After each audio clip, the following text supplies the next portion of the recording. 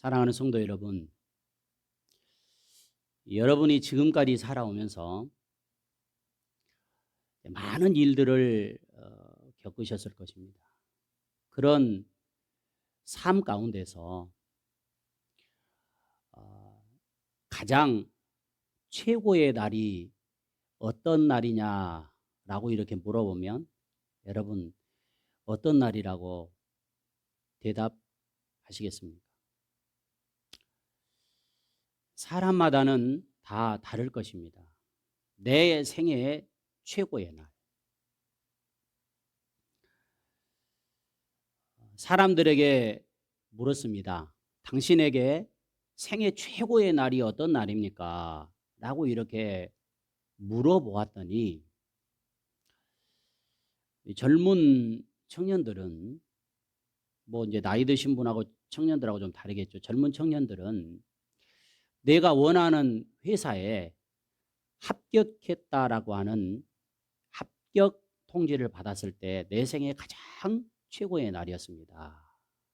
이렇게 대답한 청년들이 있었고요.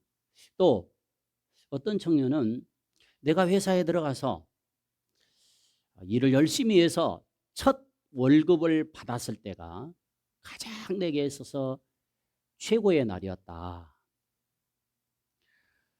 또 어떤 사람은 내가 사랑하는 사람과 결혼하게 되던 날이 가장 최고의 날이었다. 또 어떤 사람은 결혼해서 첫 아이를 내가 안았을 때 그때가 가장 최고의 날이었다. 어떤 사람은 내 집 마련했을 때가 내 생애 가장 최고의 날이었다. 여러분, 이처럼 육신적으로 최고의 날은 모든 사람에게 있어서 각기 다를 수 있습니다. 그러나 우리 믿음의 사람들에게 있어서 영적으로 최고의 날이 어떤 날이냐고 물어보면 뭐라고 말할 수 있을까요? 우리 조금 전에 불렀던 찬양 한 번 더 불러볼까요? 주님 한 분밖에는 아는 사람 없어요. 한번 찬양 한번 다시 불러보도록 하겠습니다.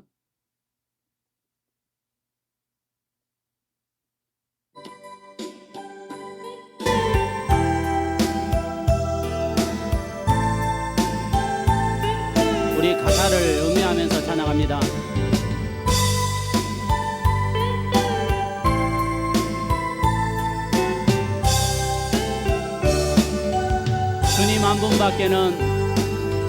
주님 한 분밖에는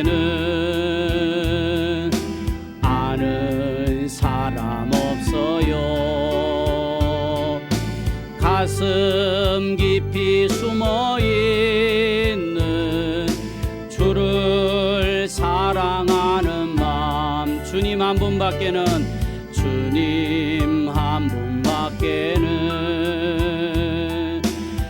기억하지 못해요. 처음 주를 만난 그날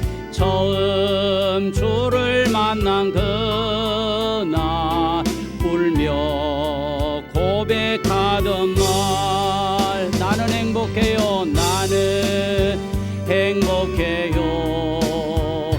죄사함 받았으니 아버지 품 안에서 떠나 살기 싫어요. 나는 행복해요. 사랑이 샘솟으니 이 세상 무엇이든 채우고도 남아요. 주님 한 분밖에는 사랑하리 없어요. 작은 가슴 뜨겁게 주님 피가 흘러요. 주님 한 분밖에는, 주님 한 분밖에는 약속할이 없어요. 나를 믿고 따르는 자 반석 위에 서리라. 나는 행복해요. 죄사함 받았으니 아버지 품 안에서 떠나 살기 싫어요. 나는 행복해요. 사랑이 샘솟으니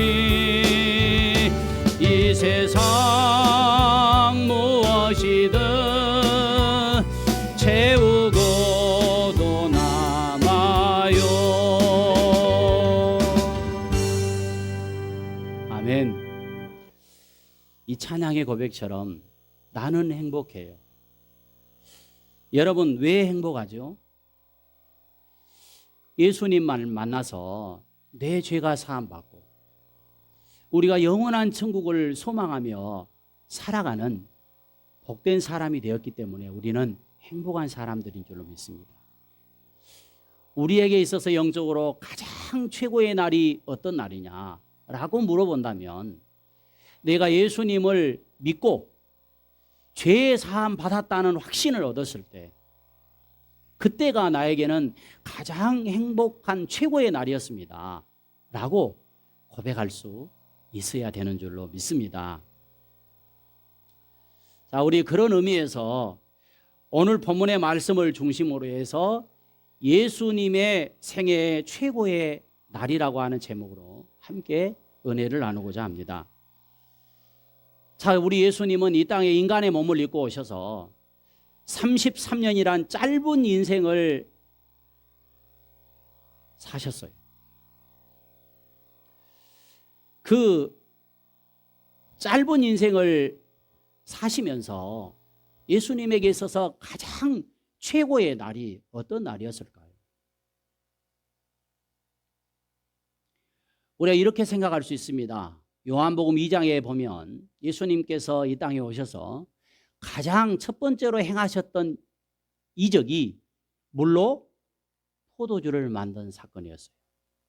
그러면 예수님에게 있어서 첫 번째로 했던 기적의 그날이 인생 최고의 날이었을까요?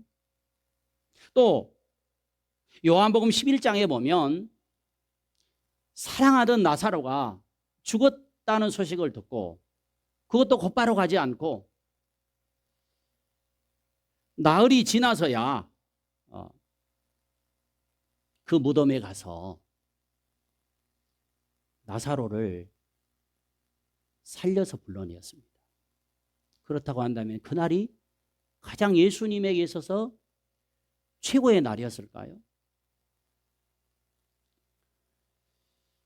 아니면 예수님께서 제자들을 향해서 무리로 걸어오실 때였을까요? 아니면 마태복음 14장에 보면 보리떡 5개와 물고기 2마리로 5,000명을 먹이시고 12광주리를 남기신 그날이 인생의 최고의, 생애 최고의 날이었을까요? 여러분, 예수님에게 있어서 모든 날이 아마 생애의 가장 최고의 날이었을 것입니다. 그러나 그 중에서 예수님에게 생애의 최고의 날은 바로 예루살렘에 입성하시는 그날, 오늘 종료 주일이라고 하는 것입니다. 자, 그러면 그 근거를 우리가 어떻게 말할 수 있을까요? 한번 여러분들 머릿속에 예수님께서 나귀를 타시고 예루살렘에 입성하시는 그 광경을 한번 머릿속에 한번 그려보십시오. 어떤 모습이었을까요? 이스라엘 백성들은요, 예수님께서 나귀 새끼를 타고 입성하시는 날 자기 옷을 벗고 옷서서 길에 깔고 종려 가지를 꺾어서 흔들면서 예수님 가시는 길에 큰 소리로 이렇게 외쳤습니다. 자, 오늘 본문 9절의 말씀 보시겠습니다. 자, 같이 한번 읽어볼까요? 시작. 앞에서 가고 뒤에서 따르는 자들이 소리 지르되 호산나 찬송하리로다 주의 이름으로 오시는 이여. 자, 예수님께서 지금 예루살렘에 입성하고 계십니다. 나귀 새끼를 타고요.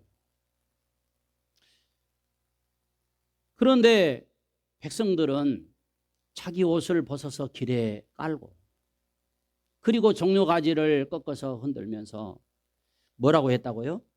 호산나 호산나 다윗의 자손 예수여.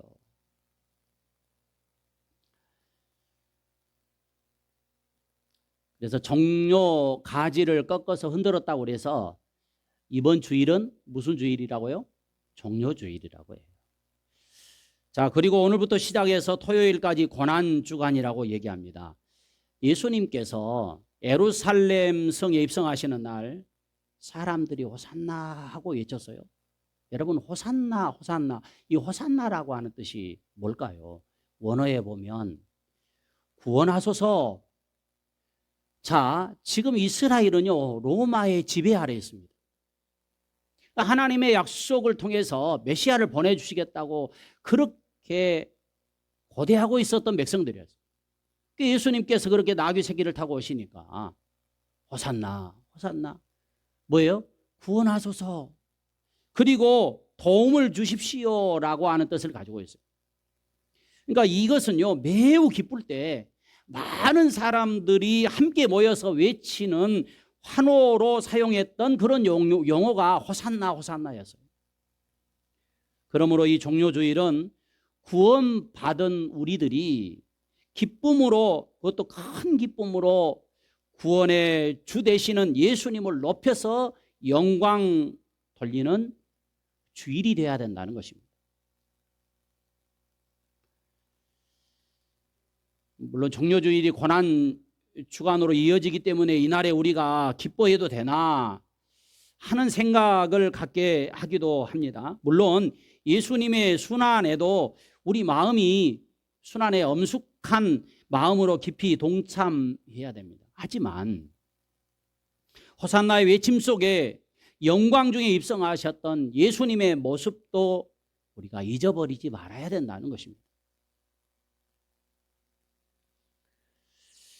오늘 우리 종려주일은 예수님께서 예루살렘 성이 아닌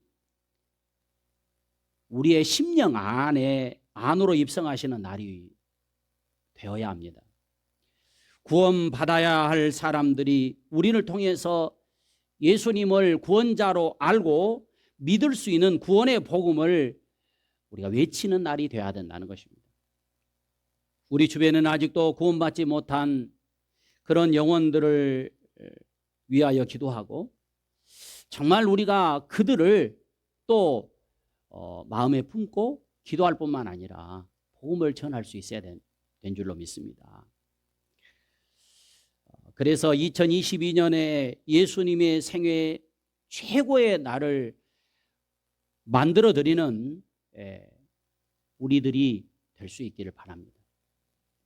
그런 최고의 날을 만들기 위해서 오늘 우리는 본문의 말씀을 통해서 제자들이 이 최고의 날이 되게 하기 위해서 어떻게 했는지 이 말씀을 살펴보고 또 오늘 우리에게 주시는 또 말씀이 메시지가 어떤 말씀인지 듣고 또 결단하고 그리고 또 결단한 그 말씀이 우리의 생활 속에 이어질 수 있기를 주의 이름으로 축원합니다. 먼저 우리 예수님이 생애 최고의 날이 된 이 종려주일 2022년이 되기를 원한다면 한번 따라할까요? 행동에 순종이 있어야 된다. 그렇습니다. 예수님께서는 생애 최고의 날을 이루기 위해서 지금 제자 두 사람을 불렀습니다. 자, 이 두 제자에게 예수님께서 이렇게 말씀하시는 거예요. 자, 2절 말씀 한번 보겠습니다. 2절 다시 한번 시작. 이르시되 너희는 맞은편 마을로 가라. 그리로 들어가면 곧 아직 아무도 타보지 않은 나귀 새끼가 매어 있는 것을 보리니 풀어 끌고 오라. 예수님께서 두 제자를 부르시더니 이렇게 말씀하는 거예요. 너희들 맞은편 마을로 가라. 여러분, 이 말씀은 예수님의 최고의 날을 이루기 위해서 지금 제자들에게 뭘 요구하고 있습니까? 행동하는 순종을 해야 됨을 요구하고 있는 것입니다. 두 제자가 만약에 이 말씀에 순종하지 않았더라면 어떻게 되었을까요?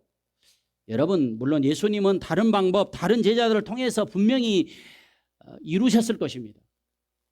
그렇습니다. 예수님은 자신의 최고의 날을 이루기 위해서, 그리고 우리에게 그 영광에 참여하는 축복을 주시기 위해서 우리를 가라고 말씀합니다. 가라. 그렇다면 이 말씀에 우리는 어떻게 반응해야 될까요? 여러분, 바른 신앙인이라고 하면 주님께 순종하고 싶지 않은 사람이 없을 것입니다. 순종하지 않는 것은 뭔가가 불완전하다는 내 믿음이. 다 순종하고 싶은 마음이 있어요. 그러나 여러분, 내가 그렇게 순종하는 마음을 갖고 있다 할지라도, 내가 그 말씀 앞에 아멘 했다고 할지라도 그 다음에 행동으로 이어지지 않는다면 여러분, 그것은 주님의 나를 최고로 만들어드리지 못하는 것입니다.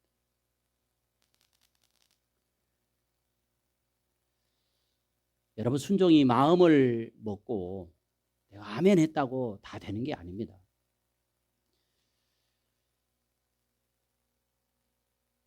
행동으로 옮겨질 때, 그럴 때 성령님께서 우리가 순종할 수 있도록 역사해 주시는 줄로 믿습니다.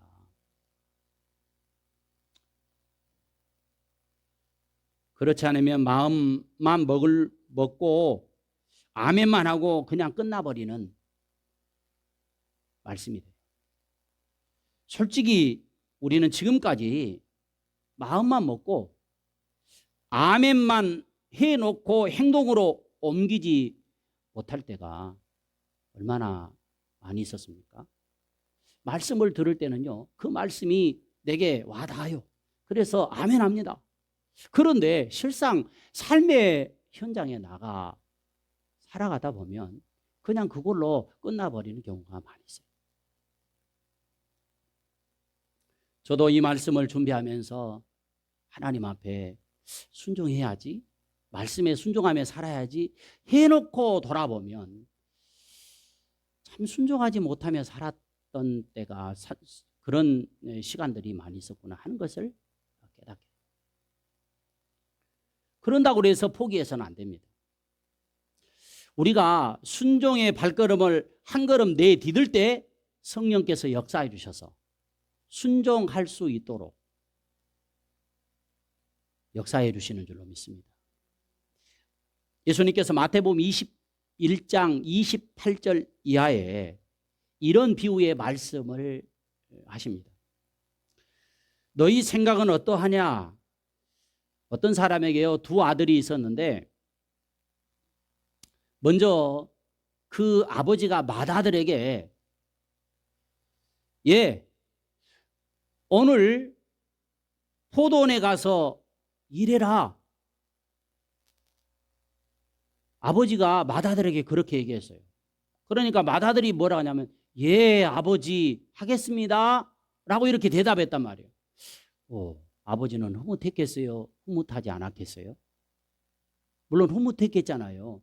여러분, 자녀들이 예 하고 대답하면 얼마나 부모가 흐뭇한지 몰라요.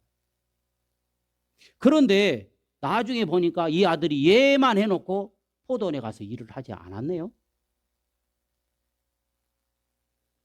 둘째 아들에게도 똑같이 그렇게 얘기합니다. 예, 둘째야, 오늘 너 포도원에 가서 일해라. 그랬더니 둘째 아들은 바로, 막내는 막내인가 봐요. 뭐라고 하냐면 아버지 나 못 가요. 나 일 안 해요. 이렇게 얘기했단 말이에요. 그런데 나중에 보니까 이 둘째 아들이 깨닫고 가서 포도원에 가서 일했어요.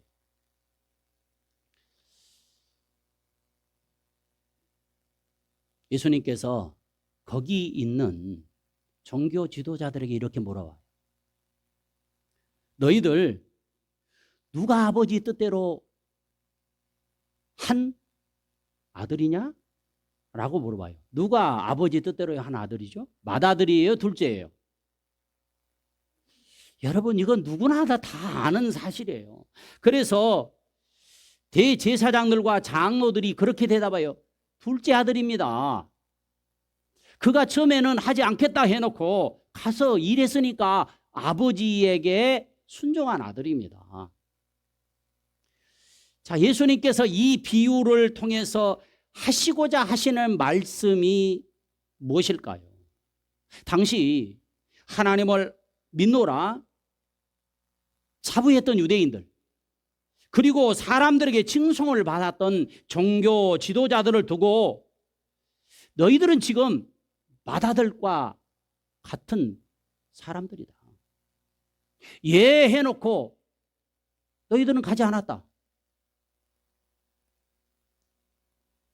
자, 그러면 오늘 현대 살아가는 신앙인들에게 있어서 맏아들은 누구일까요? 믿고 있는 신앙인들을 지금 말씀하고 있는 거잖아요. 그렇다면 저와 여러분들은 맏아들과 같은 신앙입니까? 아니면 둘째 아들과 같은 신앙입니까?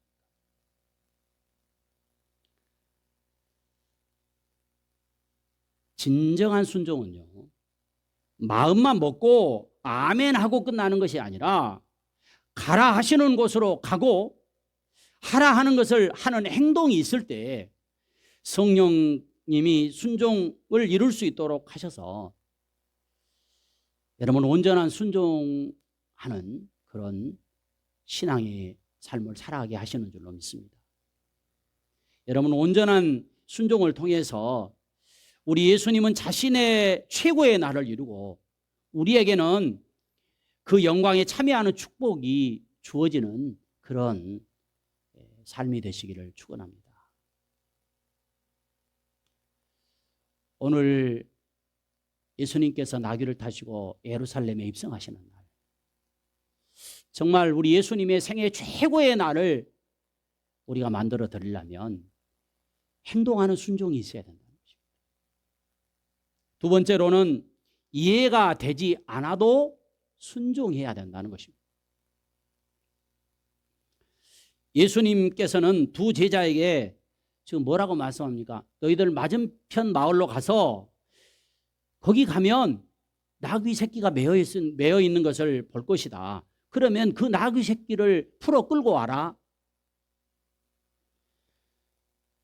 자, 지금 예수님이 이 말씀을 보면 분명히 나귀가 매어 있다라고 하는 것을 확신 있게 얘기하는 것은 지금 나귀의 주인이 있다는 거예요, 없다는 거예요? 있다는 것입니다. 만약 누군가가 보고 너희들 누군데 도대체 그 나귀 새끼를 풀고 끌고 가려느냐 하고 물으면 예수님이 이렇게까지 얘기해요. 주가 쓰시겠다고 이렇게 대답해라.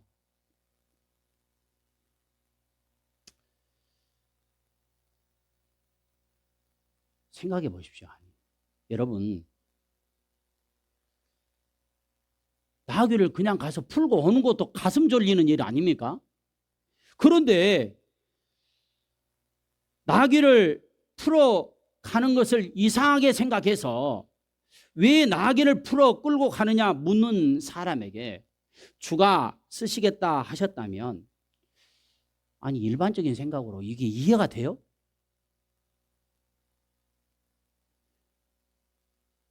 오늘 우리 같으면 뭐라고 할까요? 저 미친놈들이 저 뭔 소리 하고 있는 거예요 지금? 아니면 사람들이 뭐라고 해요? 막 주인을 부르면서 저 도둑놈들이 있다고, 도적들이라고 이렇게 얘기하지 않겠어요? 도적으로 아마 몰릴 수 있을 것이었습니다. 그럼에도 불구하고 인간적으로 생각해 보면 이해가 되지 않지만 오늘 4절과 5절과 6절의 말씀에 보니까 두 제자는 어떻게 했어요? 그대로 순종했다는 것입니다. 성도 여러분, 때로는요, 이해가 되지 않아도 믿음으로 순종할 때 말씀대로 이루어지는 역사를 체험하게 될 줄로 믿습니다. 그런데 우리가 주님의 말씀에 순종하고자 할 때 방해하는 것들이 있어요. 그 첫 번째가 뭐냐면 마음의 갈등이라는 것입니다. 마음의 갈등. 자, 여러분, 하나님께서 주시는 마음과 인간적인 생각의 갈등이 있어요. 자, 오늘 본문 2절과 3절의 말씀에 다시 예수님께서 제자들에게 맞은편 마을로 가서 나귀가 매어 있는 것을 보거든 풀어 끌고 와라. 누가 묻거든 주가 쓰시겠다 하라. 이 말씀을 하실 때 제자들의 마음이 어떠했을까요? 그냥 곧바로 순종했을까요? 아니면 마음에 갈등이 있었을까요? 마음의 갈등이 왜 없었겠어요? 과연 예수님 말씀대로 정말 나귀 새끼가 거기에 매어 있을까? 이런 생각이 있었지 않았을까요? 저는 제 입장에서 한번 그렇게 생각해 봤어요. 예수님이 저렇게 말씀하는데 진짜 있을까?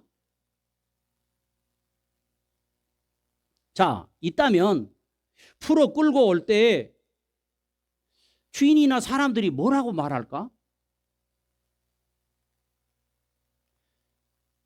주님이 말씀하는 대로 주가 쓰시겠다고 이렇게 말씀하면 순순히 내어줄까? 여러분, 이런 갈등이 아마 마음속에 일어나지 않았을까요?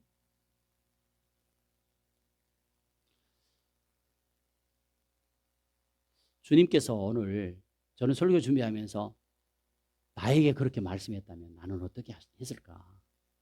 만약에 여러분들에게 이렇게 말씀하시면 여러분은 어떤 반응을 보이셨을까요?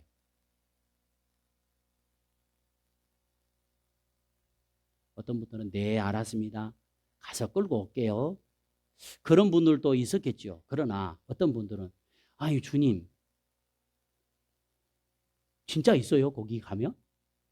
의심스러운 어떤 마음으로 아니 주님이 그렇게 말씀하셔도 가서 그렇게 하면 순순히 주인이 내주겠습니까? 아마 우리를 도적으로 몰아가지고 아마 경찰서에 신고할 거예요.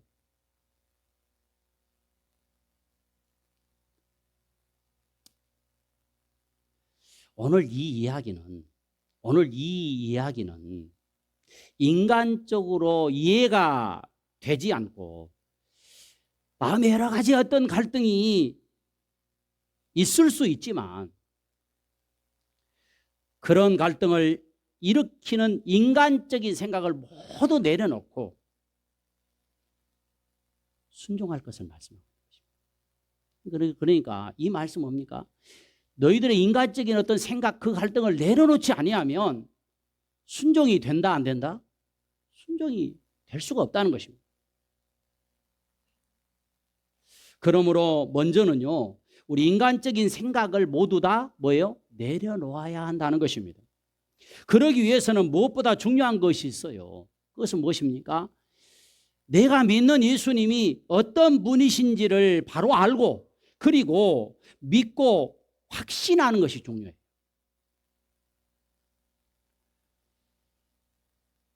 그렇지 않으면요, 여러분 순종으로 발걸음을 옮길 수가 없습니다. 자, 그렇다면 예수님은 어떤 분이십니까? 이 시간에 예수님이 어떤 분이신가를 다 말씀드리려면 시간이 오버돼서 안 될 거예요. 몇 가지 말씀드린다면요. 먼저 조금 전에 얘기했던 것처럼 예수님이 어떤 분이십니까? 요한복음 2장에 포도주가 모자랐어요. 여러분 잔치집에 포도주가 모자라면 얼마나 황당한 일입니까?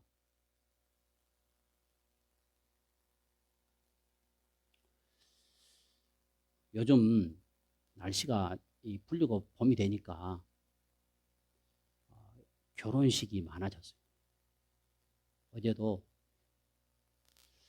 우리 지방의 장로님 가정하고 목사님 가정 두 가정이 함께 뭐 이렇게 인연을 맺어가지고 딸과 아들이 결혼을 했는데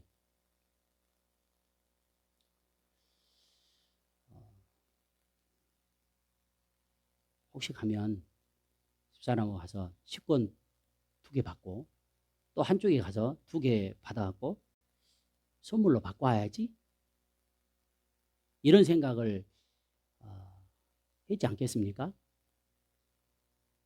그런데 보니까 가운데서 딱 양쪽에서 식권 딱 2개만 주더라고.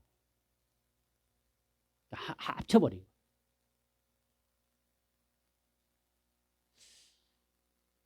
그런데요, 우리가 좀 일찍 가서 식권을 받았지, 나중에 식사를 하고 나오는데요, 어떤 목사님, 사모님 그냥 내려오시는 거예요. 그래서 왜 내려오셔요? 그랬더니 식권이 떨어졌대요. 제가 내려오는 길에 아니 금방 빨리 다시 올라가라고, 올라가서 있으면 그 식권 줄 거라고 그랬더니 다시 또 내려왔다가 다시 또 올라가더라고. 두 분이서. 아니 여러분, 식권이 떨어져 보니까 이게 황당한 거예요. 이거. 여러분, 지금 자칫집에 포도주가 모자랐어요. 그 하인들이 지금 우왕좌왕합니다. 그때 예수님의 어머니가 너희들 예수님이 뭐라고 말씀하시든지 너희들 그대로 해라, 이렇게 말씀을 해요.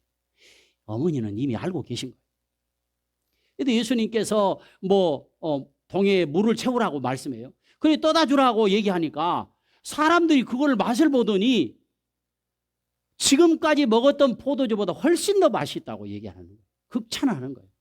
여러분, 물로 포도주를 만든 사건, 예수님은요 물로 포도주를 만드시는 전능하신 분인 줄로 믿습니다. 마태복음 14장에 물고기 2마리로 보리떡 5개 가지고, 여러분 한 사람 먹기에도 양이 차지 않는 어린아이의 도시락 가지고 예수님은 기도하신 후에 제자들에게 그거 가지고 떼어서 사람들에게 나눠주라 했더니 이게 떨어지지 않고 계속해서 채워지는 거예요. 5,000명을 먹이시고 12광주리를 남게 하시는 전능하신 주님인 줄로 믿습니다. 이 요한복음 11장에는 죽은 나사로, 여러분 나흘이 되었는데 무덤에 가서 나사로야 나오너라, 살아나라 명령했더니 죽은 사람이 살아나서 나오는 거예요. 그렇습니다. 우리 예수님은 부족한 것을 채워주시고 적은 양으로도 풍성케 하시고 병든 자를 낫게 하시고 죽은 자를 살리시는 전능하신 주님인 줄로 믿습니다. 성도 여러분, 그러므로 중요한 것은 뭐냐? 순종으로 나아가기 위해서는 인간적인 생각 그리고 자신의 경험을 신뢰하는 것보다 전능하신 주님을 신뢰하는 것이 중요해요. 그러니까 신뢰의 대상을 내 생각에서 주님의 생각으로 옮기는 것입니다. 인간적인 생각으로는 이해가 되지 않는다고 할지라도 제자들이 마을로 가서 매어있는 나귀를 끌고 오는 순종을 한 것처럼 오늘 우리도 인간적인 생각으로 이해가 되지 않을지라도 순종할 때 성령님이 순종을 이루도록 역사하셔서 예수님에게는 자신의 최고의 날을 이루고 우리에게는 그 영광에 참여하는 축복을 주시는 줄로 믿습니다.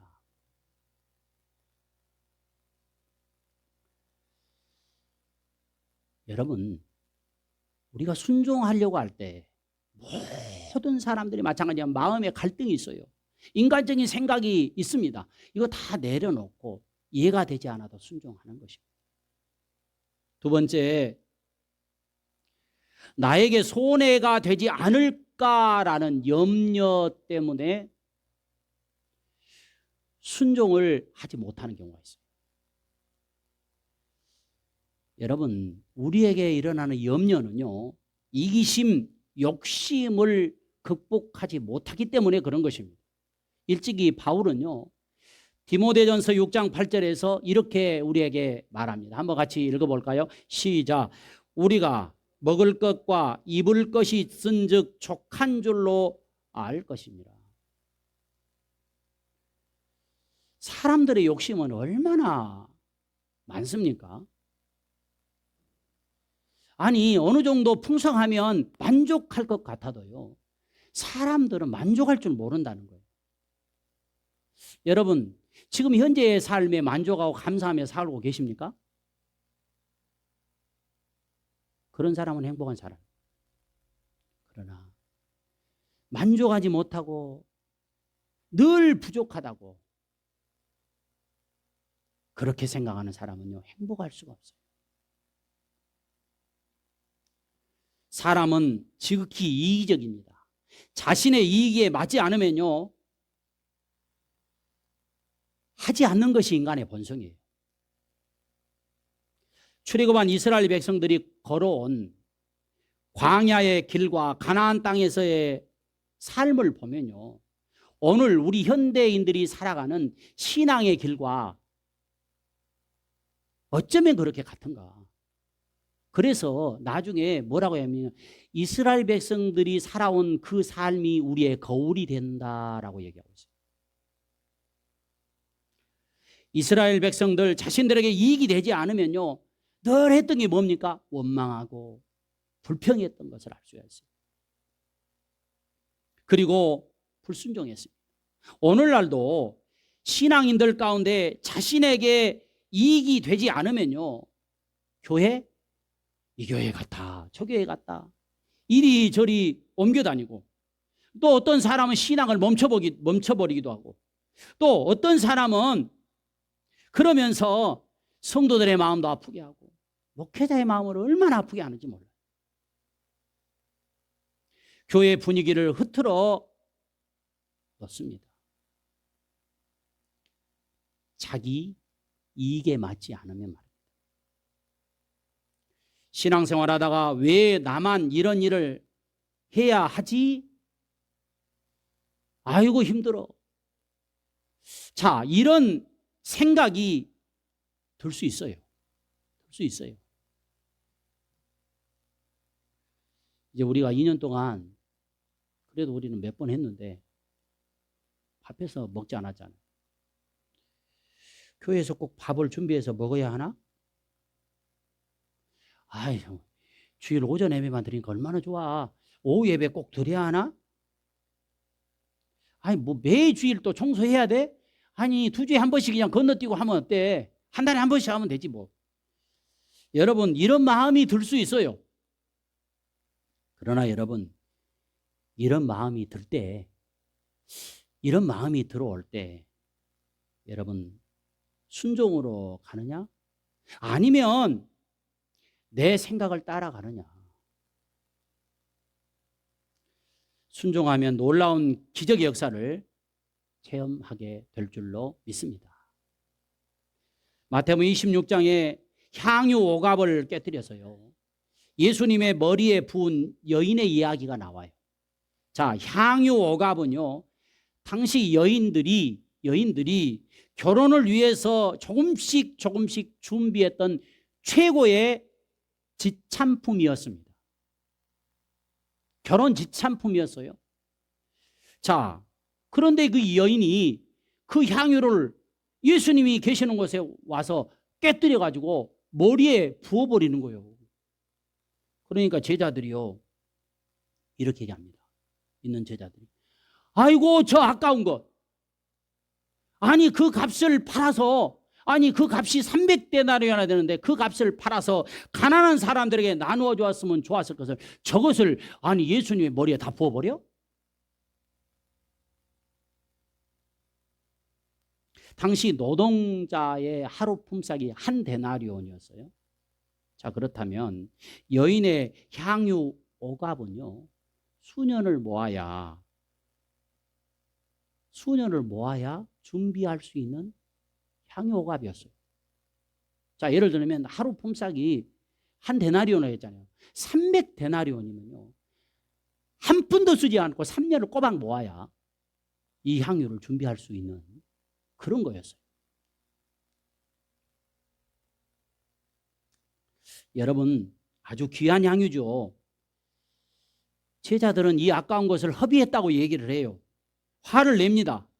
인간적인 생각으로 보면 아깝고 손해보는 것 같고 정말 이해가 되지 않아요. 그러나 향유 오갑을 깨뜨려 예수님의 머리에 부어들인 이 여인은 그날이 인생의 최고의 날이 된 것입니다. 사랑하는 성도 여러분, 우리가 순종하면 손해 되는 것 같지만 결코 그렇지 않습니다. 우리의 시간, 우리의 건강, 우리의 물질, 우리의 삶, 주님을 위해서 쓰여지는 것은 영광이요, 기쁨이요, 결국 축복이 되는 줄로 믿습니다. 6절에 보면 오늘 6절 말씀 한번 같이 읽어보겠습니다. 6절입니다. 시작. 제자들이 예수께서 이르시는 대로 말한 데에 허락하는지라.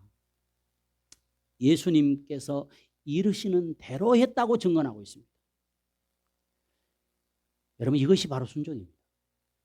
이와 같은 순종으로 여러분, 이번 종료주일과 부활주일을 통해 우리 주님의 최고의 날이 되게 함을 만들어가는 저와 여러분들이 되시기를 축복합니다. 주님은 많은 사람들이 생명의 길로 나와서 호산나 외치는 그날을 최고의 날로 생각하십니다. 행동의 순종, 이해할 수 없지만, 이해가 되지 않지만 순종을 보이는 신앙. 주님께서 그런 날을 통해서 최고의 날로 영광 받으시고 우리에게 그 영광에 참여하는 축복을 주시는 날이 되시기를